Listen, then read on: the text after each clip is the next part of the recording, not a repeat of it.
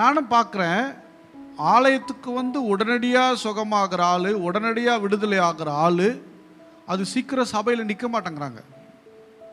கொஞ்ச நாள் ஆள் நானும் பார்த்துருக்கேன், ஆள் நிற்காது. ஆனால் பயங்கரம், அப்படியே நமக்கே எங்களுக்கே பயமா, நம்மளோட மிஞ்சின ஆளாக இருப்பாங்களோ, டைரக்ட் கனெக்ஷனில் போயிடுவாங்களோ அப்படிங்கிற மாதிரியே இருப்பாங்க. வசனத்தை கேட்டோம், நான் விசுவாசிக்கிறேன் பாஸ்டர், நான் இப்படி இருக்கிறேன் பாஸ்டர், இன்னையோட எல்லாத்தையும் விட்டுட்டேன் பாஸ்டர், இன்னையோட எல்லாத்தையும் விட்டேன், குடியை விட்டுட்டேன், புகையை விட்டுட்டேன், சண்டையை விட்டுட்டேன், ஏமாத்துறதை விட்டுட்டேன், பொய் சொல்றதை விட்டு எல்லாத்தையும் விட்டுட்டேன் அப்படின்னு எல்லாத்தையும் விட்டுருவாங்க. உடனே டக்கு டக்கு டக்கு டக்குன்னு விட்டுருவாங்க. நமக்கே பிரமிப்பா இருக்குப்பா. நம்ம கூட சொல்ல பாரு, அவங்கள பாரு எப்படிலாம் என்ன இதாக இருக்காங்க பாரு அப்படின்னு சொல்லுவோம் பாருங்க. கொஞ்ச நாள் கழிச்சா வசனத்தின் நிமித்தம் உபத்திரவம், அடுத்தது துன்பம். வசனத்தின் நிமித்தம் உபத்திரவம் அப்படின்னா வசனம் எதெல்லாம் செய்யக்கூடாதோ, இப்போ ஒன்றும் இல்லை, இப்போ ஒரு இடத்துக்கு போகிறீங்க, நீங்கள் அந்த இடத்துல பொய் சொன்னால் அந்த விஷயத்தை என்ன பண்ணிடலாம், முடிச்சிடலாம் அப்படின்னு உங்களுக்கு தோணும்போது நீங்கள் ரட்சிக்கப்பட்டுட்டீங்க. ஆனால் பொய் சொன்னால் தேவனுக்கு பிரியமாக இராது. இல்லை நீங்கள் அந்த இடத்துல சண்டை போட்டோன்னு என்ன பண்ணலாம், சண்டை போட்டு வாங்கிட்டு வந்துடலாம், ஏதோ ஒன்று வச்சுக்குவோம். ஆனால் அந்த இடத்துல போயிட்டு நீங்கள் ரட்சிக்கப்பட்டனால நீங்கள் சண்டை போட முடியாது, நீங்கள் பொய் பேச முடியாது. இப்படி இருக்கிற நேரத்தில் நீங்கள் அப்படி போனீங்கன்னா வசனத்து நிமித்தம் உபத்திரவும் துன்பங்கள் என்ன பண்ணுது, சே நான் மட்டும் முன்னாடி மாறி இருந்ததுன்னு வச்சுக்கோ, எப்படி முன்னாடி மாறி இருந்ததுன்னா ரெண்டு வழி, ரெண்டில் ஒன்று பார்த்துருப்பேன். இன்னைக்கு நான் இயேசுவை எத்திட்டனால என்ன பண்ணல, ஒன்றும் பண்ண முடியல. அல்லேலூயா.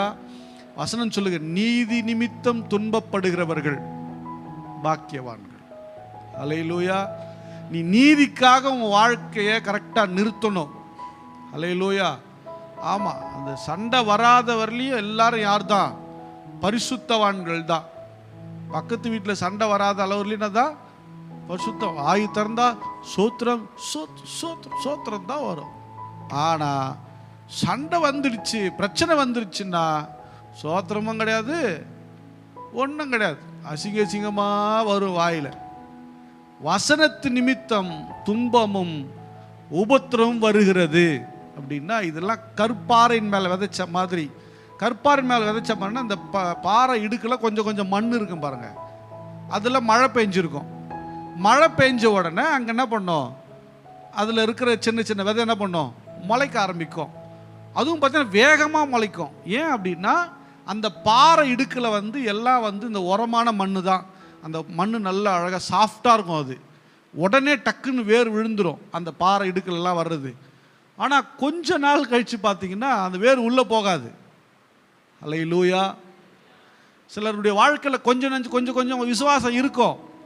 உடனே அவங்க பண்ணுறதெல்லாம் பார்த்தா நமக்கே ஒரு பயமாக தான் இருக்கும். அப்படிலாம் விசுவாசத்தை பேசும்போது சே என்னையா இப்படி தான் இருக்கணும் அப்படின்ற மாதிரி இருக்கும். ஆனால் கொஞ்ச நாள் கழித்து வளர்ந்த செடி அப்படியே பட்டு போக ஆரம்பிச்சிடும். ஏன் தெரியுமா, இப்படிலாம் இருந்தால் வேலைக்கு ஆகாதுங்க. எப்படிங்க, என்னது, இப்படிலாம் இருந்தா வேலைக்கு ஆகாது, நம்மளை தூக்கி சாப்பிட்ருவான். எப்படிங்க, தூக்கி சாப்பிட்ருவான், நம்மளை ஒன்றும் இல்லாமல் பண்ணிடுவான். அதனால கொஞ்சம் நம்ம எப்படி தான் இருக்கணும், கொஞ்சம் வாய் பேசணும், கொஞ்சம் ஏமாற்றணும், கொஞ்சம் அசிங்கமாக பேசணும். இப்படிலாம் பேசினாதான் இங்கே சர்வே பண்ண முடியும் அப்படின்னு நினைக்கிறாங்க நிறைய பேர். அப்படின்னா என்ன அர்த்தம்னா, உன்னிடத்தில் தேவனுடைய ராஜ்யத்தின் விதை விதைக்கப்பட்டு அது பட்டு போகிறது. இருதயம் கல்லா இருக்குது. தேவனுடைய பிள்ளைகளே, நீங்கள் தேவனுடைய ராஜ்யத்தை பற்றி கொள்வதற்கு கொஞ்சம் விசுவாச போராட்டத்திற்குள் வர வேண்டியது அவசியமா இருக்கிறது. அல்லேலூயா. ஆமா, நிறைய பேர் பார்த்தீங்கன்னா காதுலையே வாங்க மாட்டாங்க பாருங்க, ஆலயத்துக்கு தான் இருப்பாங்க, நம்ம அவ்வளவு அழகாக சொல்லி கொடுப்போம். ஆனால் அவங்க இருதயம் உடனே கேட்டவன கப்புன்னு இப்படி சபைக்குள்ள வரும்போது சே இன்னைக்கு இதோட விட்டுருணும்டா, என்னது இதோட விட்டுறணும் அப்படின்ட்டு அப்படியே தேவதூதர் மாதிரி வெளியே போவாங்க. அப்படி வெளியே போனவொடனே தேவதூதர் மாதிரி ஆகுதில்ல, பக்கா பிசாசா மாறிடுது. கேட்கும்போது அப்படியே அப்படியே மேலே போயிடணும் ஆண்டவரே, மேலே கிளம்பிட்டேன்ற மாதிரி டக்குன்னு யாரோ காலை பிடிச்சி இழுத்த மாதிரி கீழே வந்துடுறது. வெளியே போனோடனே சூழ்நிலை வந்த உடனே தேவனும் வேண்டாம், சபையும் வேண்டாம், பரிசுத்தமும் வேண்டாம், ஒன்லி பணம். அப்புறம் என்ன வேணும்? மரியாதை வேணும், செல்வாக்கு வேணும், அவ்வளவுதான். ஹல்லேலூயா. நீங்களும் நானும் இந்த உலகத்துக்கு போராடுறவங்க இல்லை, இந்த ராஜ்யத்துக்கு போராடுறவங்க கிடையாது. நாம தேவனுடைய ராஜ்யத்திற்கென்று போராடி கொண்டிருக்கிறவர்கள். ஹல்லேலூயா.